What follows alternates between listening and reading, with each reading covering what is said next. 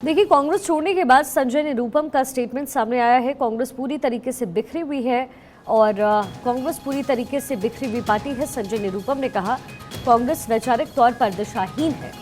कांग्रेस के 5 power centre आपस में लड़ते हैं। सोनिया राहुल खड़गे के अलग अलग पावर सेंटर हैं।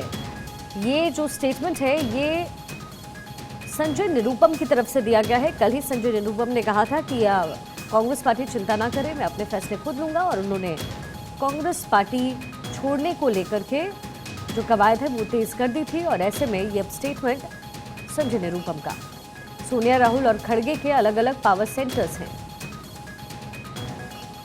कांग्रेस छोड़ने के बाद संजय निरुपम कांग्रेस पार्टी पर हमलावर हैं। संजय निरुपम से खास बातचीत की हमारे संवाददाता गौरव मिश्रा। आप जो बोलते हैं उसका परिणाम की चिंता नहीं करते थे आप मुखर वक्ता के रूप में, क्या कहेंगे? वह जिस पार्टी में आप जाएंगे वह वापस वही बरकरार रहेगा?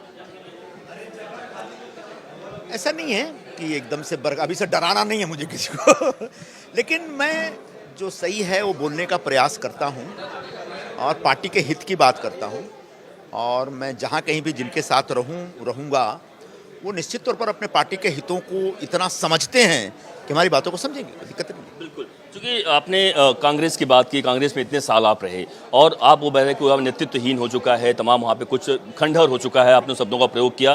क्या है आखिरकार इतने साल रहने के बाद आपने अब समझा? कांग्रेस पार्टी में एक वैचारिक धरातल पर सब कुछ खराब हो गया, ये तो साफ दिखता है।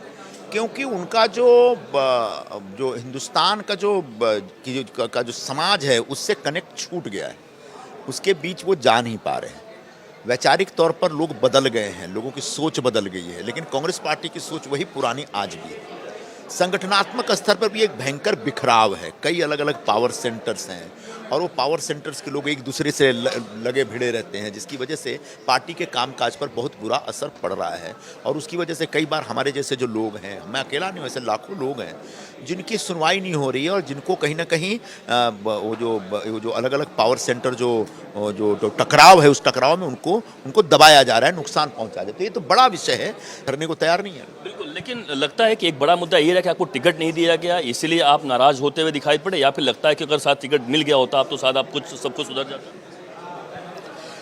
भाई, हम पॉलिटिकल लोग हैं, चुनाव लड़ने का एक मानसिकता तो होती है, और पॉलिटिकल लोग चुनाव नहीं लड़ेंगे तो क्या करेंगे? हम कोई एनजीओ तो नहीं चला रहे ना। और चुनाव हारने के बाद लगातार अपने क्षेत्र में मैं काम कर रहा हूं, तो निश्चित तौर पर मेरी अपेक्षा थी। और मुझे पार्टी के लीडर नहीं बोला था कि आपको लोकसभा लड़ाना है, और जब मैं लोकसभा लड़ाना है बोल रहा हूँ, उसके बाद मेरी सीट ही छोड़ दे रहे हैं। तो ये तो एक धोखा है ना एक तरह का, कि एक सरकार 10 वर्षों से है और उस सरकार का नेतृत्व कर रहे हैं नरेंद्र मोदी जी, और उनकी लोकप्रियता पर कोई आंच नहीं आई है। इस बात की सच्चाई को कांग्रेस पार्टी को समझना चाहिए। इस लोकप्रियता को संजय निरुपम आगे बढ़ाएंगे आप? नहीं, हम तो बहुत छोटे से वो हैं, छोटे से इस तंत्र में बहुत छोटे से पुर्जा रहेंगे। अब मेरी क्या आगे भूमिका होगी, कैसी भूमिका होगी, अभी मेरे पास कुछ नहीं है।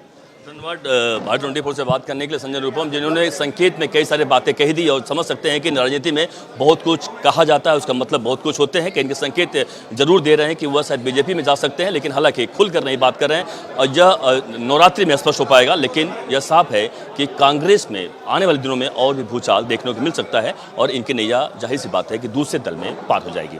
कैमरा रमेश के साथ अभिषेक शर्मा, भारत 24 मुंबई से।